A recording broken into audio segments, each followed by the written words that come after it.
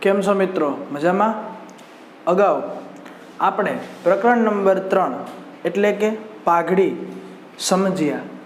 આજે આપણે નવું પ્રકરણ એટલે કે પ્રકરણ નંબર 7 ભાગીદારી પેઢીનું વિસર્જન કે જે બોર્ડની પરીક્ષામાં 8 ગુણમાં પૂછાય છે. આ પ્રકરણની અંદર એક MCQ વિભાગ A ની અંદર, એક VSQ વિભાગ B ની અંદર, આ બંને પ્રશ્નો એક માર્કના છે.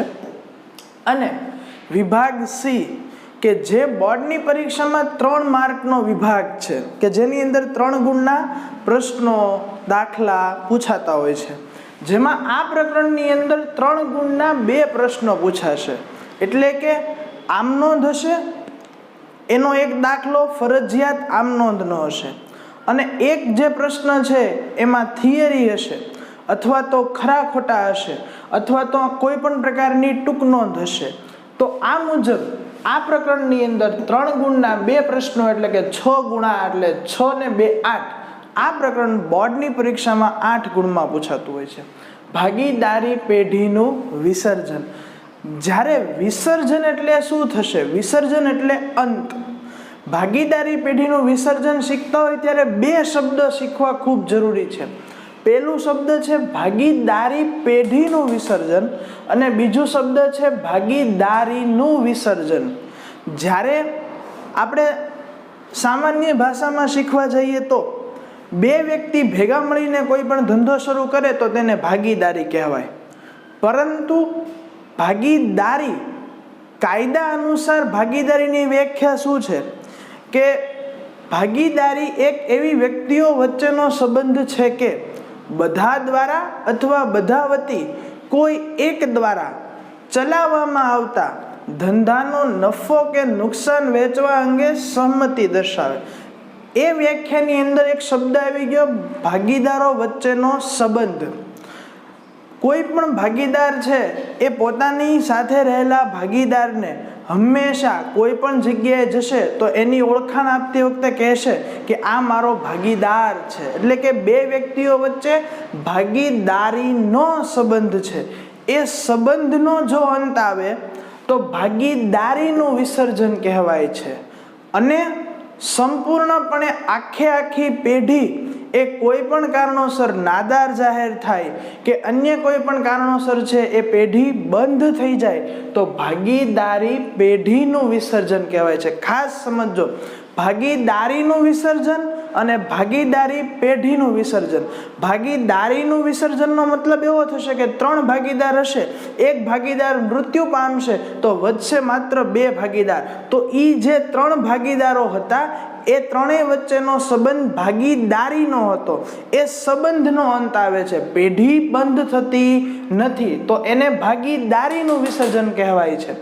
ભાગીદારી પેઢીનું વિસર્જન એટલે શું કે 3 ભાગીદારો છે A, B અને C, પોતાનો ધંધાકીય એકમ ચલાવે છે. નિયત સમય માટે બેંકમાંથી લોન લીધી, હપ્તા ભરી શક્યા નહીં, બેંકે છે એ કંપનીનું તમામ પ્રકારની મિલકતો વેચાણ કરી દીધી. તો આવા સમયે છે એ પેઢીનું વિસર્જન થયું કહેવાય છે. પેઢી આપોઆપ બંધ થઈ ગઈ તો એને ભાગીદારી પેઢીનું વિસર્જન કહેવાય છે. ખાસ આ બંને શબ્દો ખાસ યાદ રાખજો. ભાગીદારી પેઢી તેનું ધંધાકીય કામકાજ કાયમ માટે બંધ કરી દે, એટલે કે ભાગીદારો પણ રહેશે નહીં, સાવ પેઢી જ બંધ થઈ જાય, એટલે કે કાયદાકીય અસ્તિત્વ કાયમ માટે મટી જાય તો તેને ભાગીદારી પેઢીનું વિસર્જન કહેવાય છે.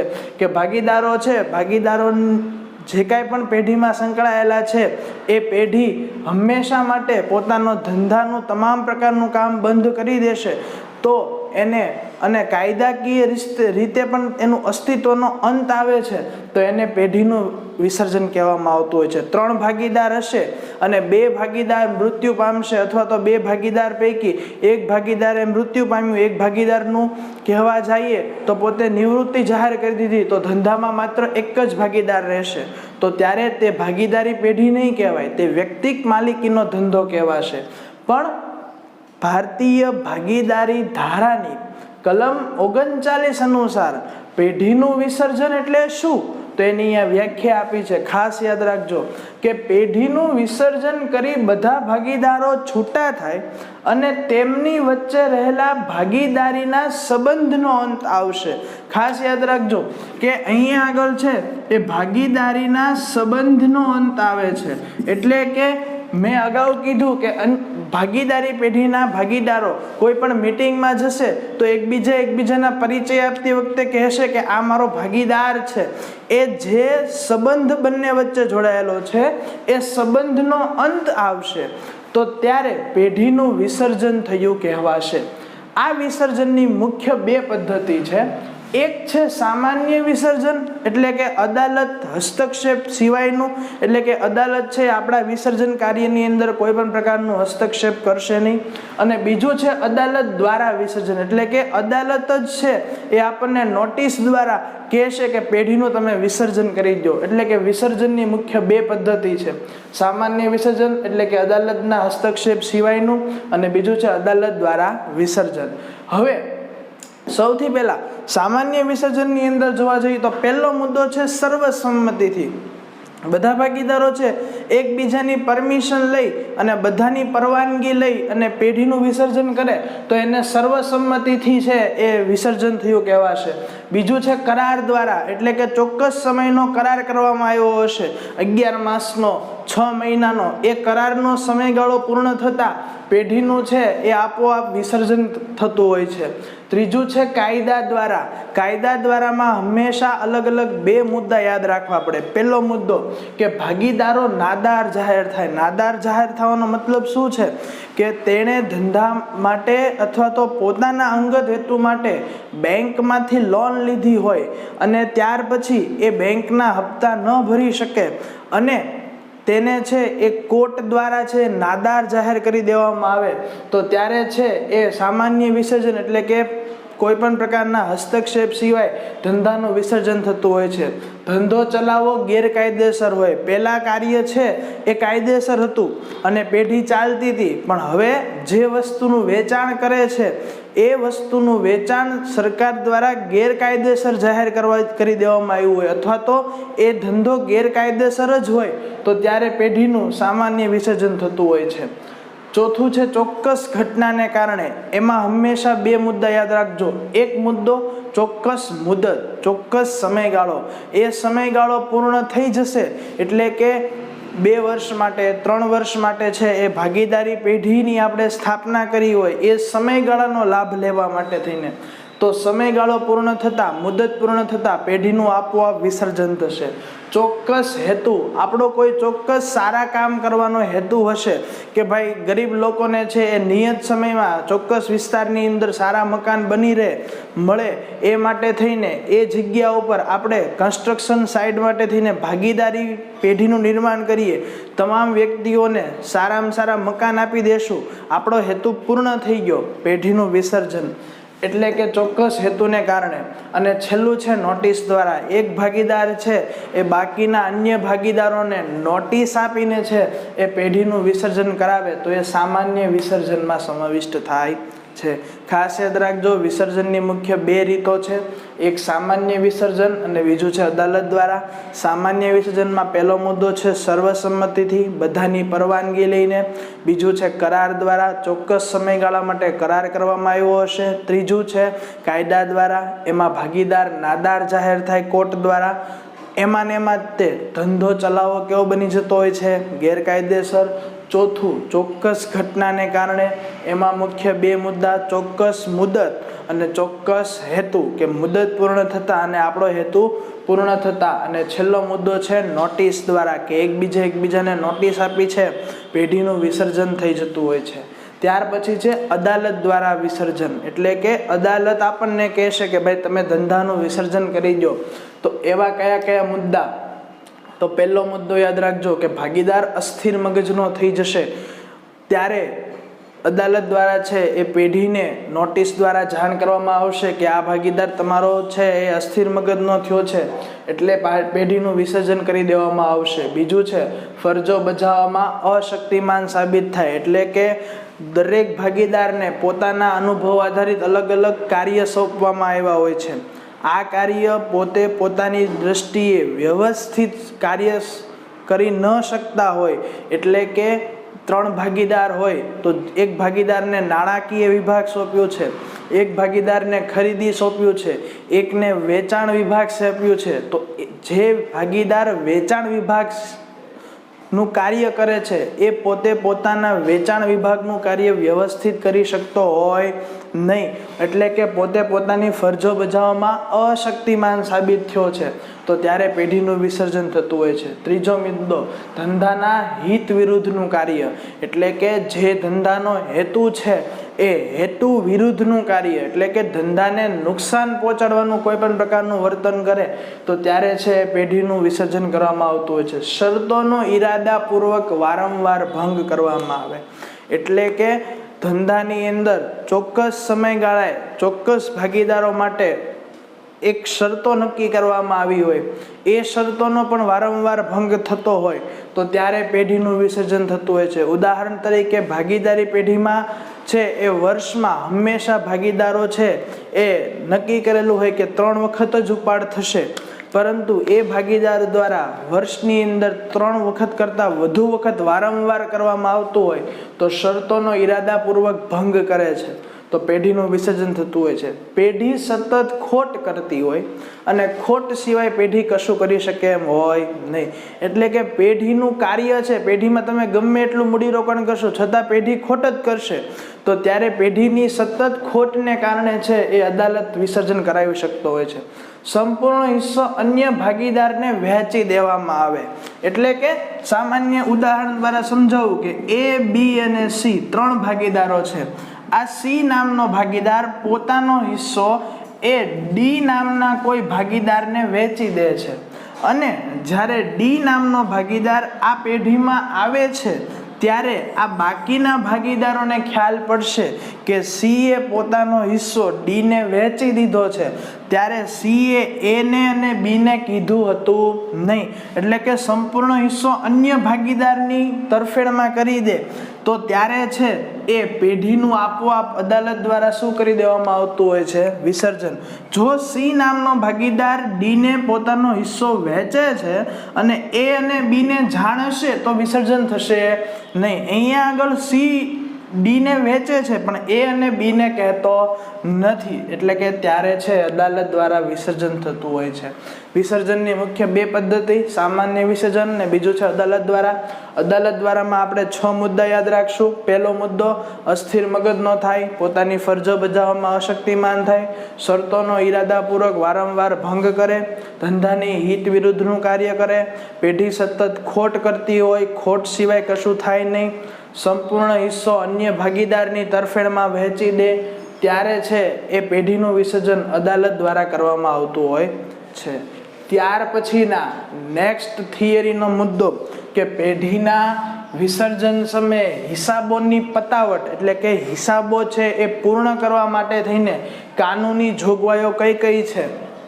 તો પહેલું, અને આ કાનૂની જોગવાઈઓ છે એમાંથી 2 કે 3 પરીક્ષામાં વારંવાર પૂછાઈ ગયેલી છે, તો ખાસ યાદ રાખજો. પહેલી છે પેઢીની ખોટ અંગે, કે જ્યારે ધંધાકીય એકમમાં ખોટ થઈ હોય તો એ ખોટ કઈ રીતે માંડી વળવામાં આવે છે.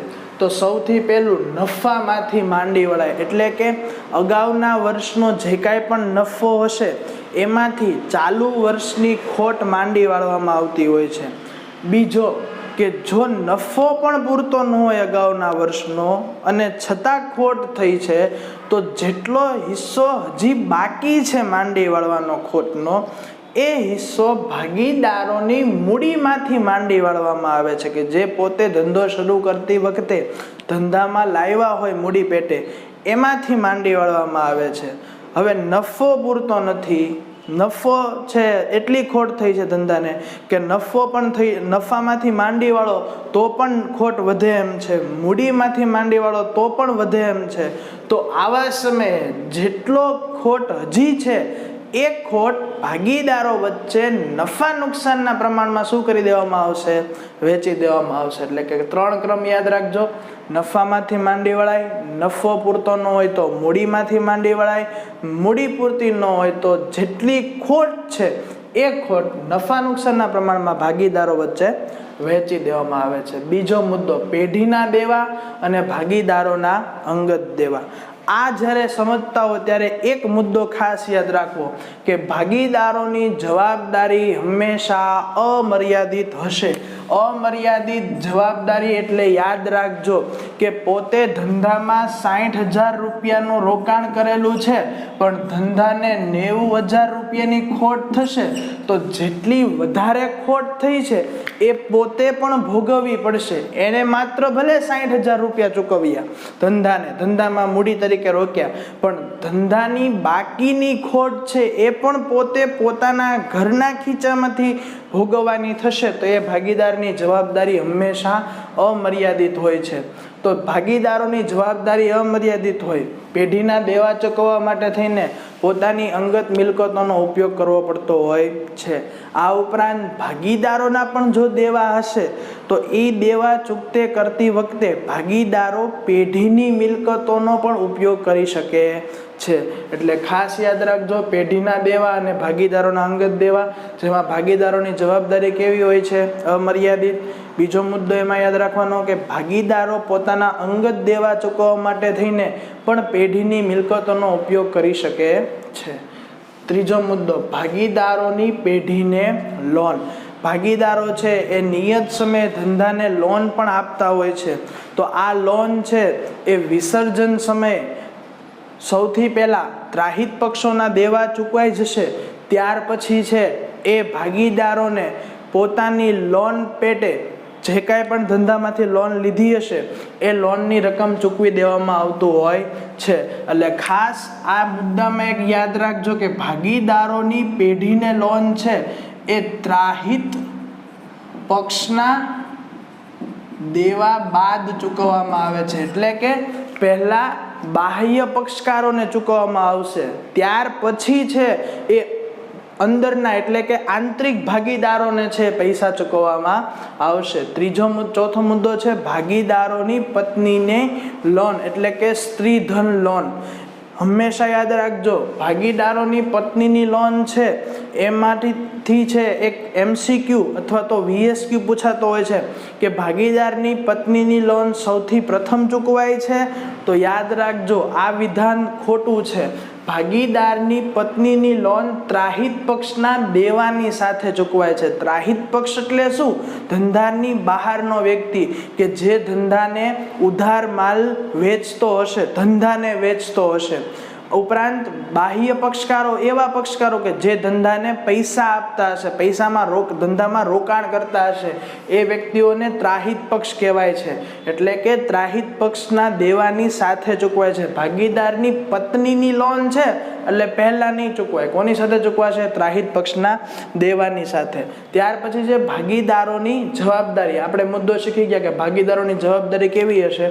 અમર્યાદિત હશે. અને ખાસ મોસ્ટ MP પ્રશ્ન ઘણી બધી વખત પૂછાઈ ગયા છે આ મુદ્દા કે પેઢીની મિલકતોની ઉપજની વહેંચણીનો ક્રમ કે જ્યારે પેઢીનું વિસર્જન થાય છે તો આ વિસર્જન સમયે મિલકતો વહેંચશે તો એની ઉપજ થશે. તો એ ઉપજ કઈ રીતે ઉપયોગમાં લેવી? તો સૌથી પહેલું વિસર્જન ખર્ચ ચૂકવાય છે. ભાગીદારી પેઢીનું વિસર્જન કરવા માટે થઈને ચોક્કસ છે એ લાયકાત ધરાવતા વ્યક્તિની નિમણૂક કરવામાં આવશે. એ વ્યક્તિને છે વિસર્જનને લગતો જે કાંઈ પણ ખર્ચ છે એ ચૂકવવામાં આવશે. એટલે પરીક્ષામાં પૂછાયેલો MCQમાં વાડાઘડીએ પૂછાતો હોય છે કે વિસર્જન સમયે સૌથી પહેલા કયો ખર્ચ ચૂકવવામાં આવે છે? વિસર્જન ખર્ચ ચૂકવવામાં આવે છે. બીજું ત્રાહિત પક્ષના દેવા. મેં તમને જણાવ્યું કે લેણદારો કે જે ધંધાને પૈસા આપતા હોય ઉછીના વાપરવા, ઉપરાંત એવા પણ પક્ષકારો કે જે ધંધાને કહેવાય કે ઉધાર વેચાણ વસ્તુનું કરતા હોય. બેંક છે, બેંકે ધંધાને લોન આપી હોય તો બેંક એ ત્રાહિત પક્ષ કહેવાય છે. આ ઉપરાંત ત્રાહિત પક્ષમાં ભાગીદારની પત્નીની લોનનો પણ સમાવેશ થાય છે. ત્યાર પછી ત્રીજા ક્રમે ભાગીદારોની લોન ચૂકવાય છે. ચોથા ક્રમે મૂડી અને ચાલુ ખાતાની ચૂકવણી એટલે કે ધંધાની અંદર ભાગીદારો જે કાંઈ પણ મૂડી લાવ્યા હશે, જે કાંઈ પણ ચાલુ ખાતાની બાકી હશે એની ચૂકવણી કરવામાં આવશે.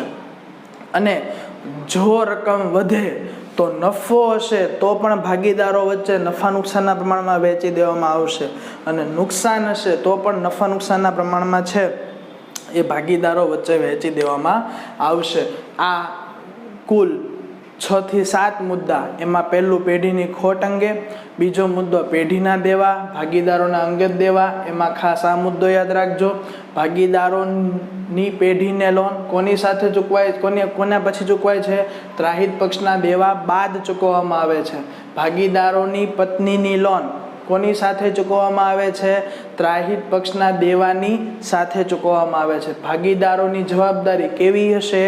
અમર્યાદિત. પેઢીના મિલકતના ઉપજની વહેંચણીનો ક્રમ યાદ રાખજો. સૌથી પહેલા વિસર્જન ખર્ચ, બીજું ત્રાહિત પક્ષના દેવા.